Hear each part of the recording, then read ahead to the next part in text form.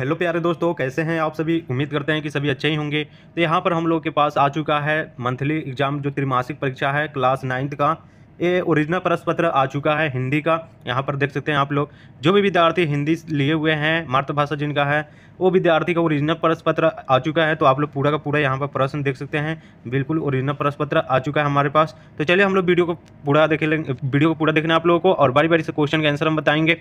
आप लोग जानते हैं तो आप लोग कमेंट अवश्य करते चलिएगा। चलिए ठीक है। तो यहाँ पर आप लोग देख सकते हैं ओरिजिनल प्रश्न पत्र है, जो कल आपके एग्जाम में यही प्रश्न 28 तारीख को रहेगा आपके एग्जाम में, सेम टू सेम। ठीक है, चलिए तो हम लोग क्वेश्चन को शुरुआत करते हैं। यहाँ पर प्रश्न, यहाँ पर देख सकते हैं दिया गया है प्रश्न 1 से 30 तक के प्रत्येक प्रश्न के साथ 4 विकल्प दिए गए हैं, जिसमें से एक सही है। अपने द्वारा चुने गए सभी विकल्पों को उमर शीट पर नीला या काला बॉल पॉइंट पेन से चिन्हित करना है और किन्हीं 25 प्रश्नों का ही उत्तर देना है। 30 प्रश्न दिया रहेगा ऑब्जेक्टिव का, जिसमें से 25 प्रश्नों का ही उत्तर देना है आप लोगों को।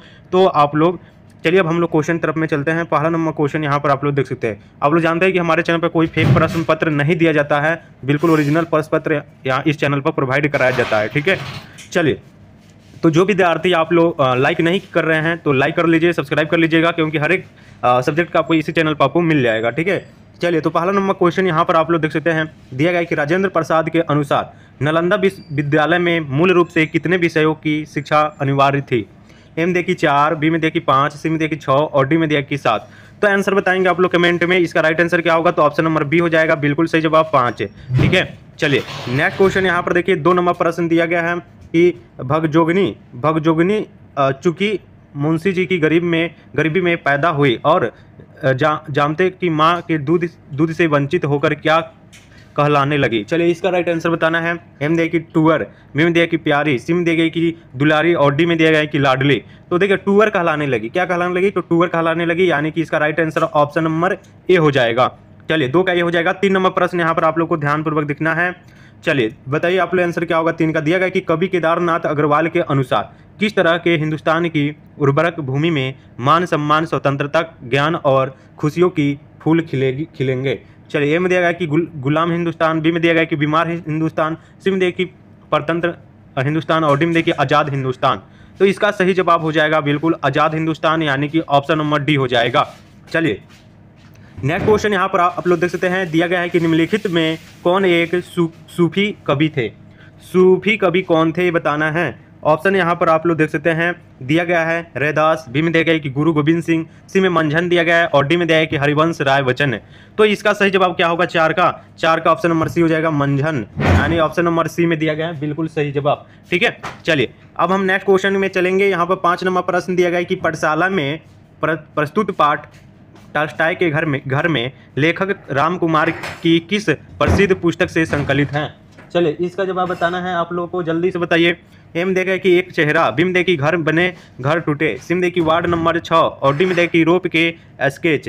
तो इसका 5 का राइट आंसर बताइए क्या होगा, तो राइट आंसर हो जाएगा यूरोप के स्केच। ठीक है, ऑप्शन नंबर डी हो जाएगा, बिल्कुल सही जवाब। ठीक है, तो चलिए नेक्स्ट क्वेश्चन दिया गया यहाँ पर देख सकते हैं। दिया गया कि अष्टावक्र शीर्षक पाठ हिंदी साहित्य की किस विद्या में रचित हैं। एम दिया गया कि रेखा चित्र, बी में कहानी दिया गया, सी में व्यंग्य दिया गया और डी में दिया गया कि फीचर। तो 6 का राइट आंसर हो जाएगा ऑप्शन नंबर ए, यानी कि लेखा चित्र। चलिए अब हम लोग 7 नंबर क्वेश्चन देखेंगे। दिया गया कि गुरु गोविंद सिंह ने 1706 ईस्वी में औरंगजेब को पत्र लिखा जो खूब प्रसिद्ध हुआ, उस पत्र का क्या नाम है। एम देखिए ज्ञान प्रबोध, बी में दिया गया कि जफरनामा और यहाँ पर सी में देख सकते हैं कि जापू साहिब दिया गया और डी में दिया गया कि विचित्र नाटक दिया गया है।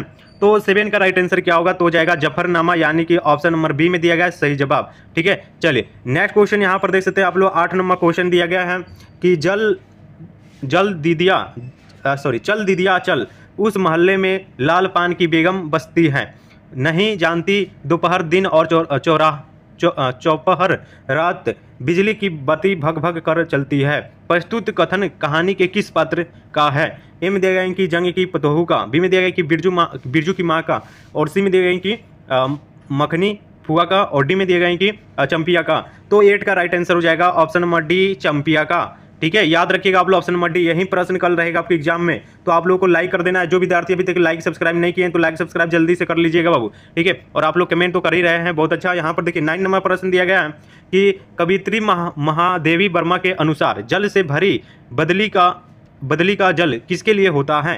ए में देगा कि बदली के लिए, और बी में देगा कि ईश्वर के लिए, सी में देगा सृष्टि के लिए, और डी में देखिए आकाश के लिए।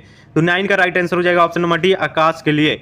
ठीक है, इसको याद रखिएगा। चलिए 10 नंबर प्रश्न दिया गया है कि निम्नलिखित में कौन शीर्षक पाठ लक्ष्मी नारायण सुधांशु रचित हैं? ए में देगी पलक पावड़े, बी में देगा कि राम गीत का मर्म, और सी में देगा कि पधारो महारे देश, और डी में देगा कि पूरा हिंदुस्तान मिलेगा। तो 10 का राइट आंसर हो जाएगा ऑप्शन नंबर बी, यानी कि ग्राम गीत का मर्म। ऑप्शन नंबर बी आप लोग याद रखिएगा, 10 का सही जवाब हो जाएगा। आप लोग भी कमेंट कर रहे हैं, बहुत अच्छा। यहाँ पर देखिए 11 नंबर प्रश्न है कि कबीर रविदास रचित कितने पद सिखों के पवित्र धर्म ग्रंथ यानी कि गुरु ग्रंथ साहब में भी सम्मिलित हैं? चलिए, तो 11 का राइट आंसर क्या होगा? ए में देखिए 40 पद, बी में देखिए 30 पद, सी में देखिए 50 पद, और डी में देखिए 20 पद। तो 11 का right answer option number A हो जाएगा 40 पद। ठीक है, चलिए नेक्स्ट प्रश्न हम लोग देखेंगे। 12 नंबर प्रश्न दिया गया कि लेखक राम कुमार के एक रूसी मित्र का क्या नाम था जिसके साथ वे एक बड़ी सी कार में यासनामा पुलियाना गए। चलिए, तो देखो 12 का राइट आंसर क्या होगा? तो 12 का राइट आंसर हो जाएगा यूरा गए थे, ऑप्शन नंबर डी हो जाएगा। चलिए नेक्स्ट क्वेश्चन यहाँ पर 13 नंबर प्रश्न देखेंगे कि कवि हरिवंश राय बच्चन की प्रथम पत्नी का क्या नाम था? ए में देखिए तेजी बच्चन, बी में देखिए कि मनोरमा देवी, सी में देखिए श्यामा देवी, और डी में देखिए कि मधुबाला। चलिए, तो 13 का राइट आंसर बताएंगे, ऑप्शन नंबर सी हो जाएगा सही जवाब, यानी कि श्यामा देवी। चलिए नेक्स्ट क्वेश्चन दिया गया 14 नंबर प्रश्न हम लोग देखेंगे। दिया गया कि बिहार में प्रचलित लोकगीतों के कितने मुख्य भेद हैं? ए में देखिए 4, बी में 6, सी में 2, और डी में देखिए 5। तो 14 का राइट आंसर हो जाएगा ऑप्शन नंबर ए, यानी कि 4। नेक्स्ट क्वेश्चन हम लोग चलेंगे 15 नंबर प्रश्न।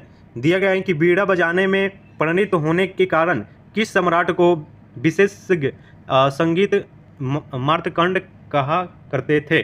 चलिए, एम देखिए सम्राट समुद्रगुप्त को, बी में देखिए सम्राट अशोक को, और सी में देखिए सम्राट चंद्रगुप्त को, और डी में देखिए सम्राट कुमारगुप्त को। तो 15 का राइट आंसर हो जाएगा ऑप्शन नंबर ए, सम्राट समुद्रगुप्त को, यानी कि ऑप्शन नंबर ए में दिया गया है सही जवाब। चलिए नेक्स्ट क्वेश्चन यहाँ पर 16 नंबर क्वेश्चन ध्यान से देखिएगा। चलिए 16 नंबर क्वेश्चन देखिए, यहाँ पर दिया गया कि बिहार के उस लोक नृत्य का क्या नाम है जिसमें अभिनय और गायन के साथ मूर्तियों को भी भागीदारी रहती है? चलिए, तो 16 का राइट आंसर बताएंगे। एम देगा कि झिझिया, बी में देगा कि डोमकच, और सी में देगा कि सामा चकेबा, और डी में देगा कि लौंडा नाच। तो चलिए इसका राइट आंसर बताएंगे। 16 का क्या होगा? तो लौंडा नाच हो जाएगा। ठीक है, लौंडा नाच। ठीक है, चलिए नेक्स्ट क्वेश्चन देखिए, यहाँ पर दिया गया 17 नंबर प्रश्न, यहाँ पर ध्यान से देखिएगा। प्राकृतिक और जिनोलॉजी संस्थान नालंदा और धौली भुवनेश्वर के शांति स्तूप की डिजाइन किसने की थी? चलिए, जो विद्यार्थी का क्वालिटी साफ साफ नहीं दिख रहा होगा तो अपना क्वालिटी बढ़ा लीजिएगा। तो देखो इसका 17 का राइट आंसर हो जाएगा उपेंद्र महारथी ने। आप लोग कमेंट करते चलिए, बहुत अच्छा। 18 नंबर क्वेश्चन देखिए कि जिन संज्ञा से एक ही प्रकार के वस्तु अथवा व्यक्ति का बोध हो उन्हें कहते हैं? तो 18 का सही जवाब हो जाएगा जातिवाचक संज्ञा, option number B. Next question देखिए 19 नंबर दिया गया है कि सर्वनाम के कितने भेद होते हैं? हम देखिए 11, 5, 7 और 6। तो इसका राइट आंसर हो जाएगा कि सर्वनाम के 6 भेद होते हैं, ऑप्शन नंबर डी। जो विद्यार्थी दे रहे हैं ऑप्शन नंबर डी उनका सही जवाब होगा। नेक्स्ट क्वेश्चन देखिए 20 नंबर दिया गया कि जो संज्ञा या सर्वनाम की विशेषता बताए उसे क्या कहते हैं? तो देखो, जो संज्ञा और सर्वनाम की विशेषता बताता है उसे हम लोग कहते हैं विशेषण कहते हैं। ठीक है, यानी कि एडजेक्टिव। तो इसका सही जवाब क्या होगा? तो ऑप्शन नंबर सी में दिया गया है, तो सी जो बता रहे हैं उनका सही जवाब होगा। चलिए नेक्स्ट क्वेश्चन दिया गया है कि क का उच्चारण स्थान क्या है? एम देखिए ओंठ, तालु, कंठ और दांत दिया गया है। तो जो कब कह कहिएगा, क कहिए तो क्या आ रहा है? तो कंठ आ रहा है, इसका उच्चारण कंठ से होता है, यानी कि ऑप्शन नंबर सी हो जाएगा। ठीक है, चलिए नेक्स्ट क्वेश्चन यहाँ पर देखिए दिया गया है 22 नंबर प्रश्न की काल का कितने भेद होते हैं? यानी जो काल होता है उसका भेद पूछा जा रहा है, जल्दी से बताइए। ए में देगा कि 3, बी में देगा कि 2, सी में देगा कि 4, और डी में देगा कि 5। तो आप लोग जानते हैं कि टेंस या फिर काल के कितने भेद होते हैं? तो 3 भेद होते हैं, यानी 22 का राइट आंसर क्या होगा? तो ऑप्शन नंबर ए हो जाएगा 3। चलिए नेक्स्ट क्वेश्चन देखिए, दिया गया है कि 23 नंबर क्वेश्चन की सोना शब्द का निम्नलिखित में से कौन प्रवाची शब्द है? सोना का प्रवाची पूछा जा रहा है। तो ए में देगी फड़ी, बी में देगी केसी, सी में नृप दिया गया है, और डी में कनक दिया गया है। तो सोना का आप लोग जानते ही हैं कि कनक होगा, यानी ऑप्शन नंबर डी। आप लोग भी बता रहे हैं, बहुत अच्छा। नेक्स्ट क्वेश्चन यहाँ पर 24 नंबर देखिए, दिया गया कि थोड़े दिन का सुख निम्नलिखित में से किस मुहावरे का अर्थ है? तो देखो 24 का क्या होगा? तो 24 का ऑप्शन नंबर बी हो जाएगा, यानी कि 4 दिन की चांदनी। थोड़े दिन का सुख, यानी कि थोड़े दिन का सुख मतलब 4 दिन का चांदनी। ठीक है, गजब। चलिए ऑप्शन नंबर बी मारिएगा, सही जवाब होगा। नेक्स्ट क्वेश्चन दिया गया 25 नंबर, पेट में चूहे कूदना मुहावरे का अर्थ है?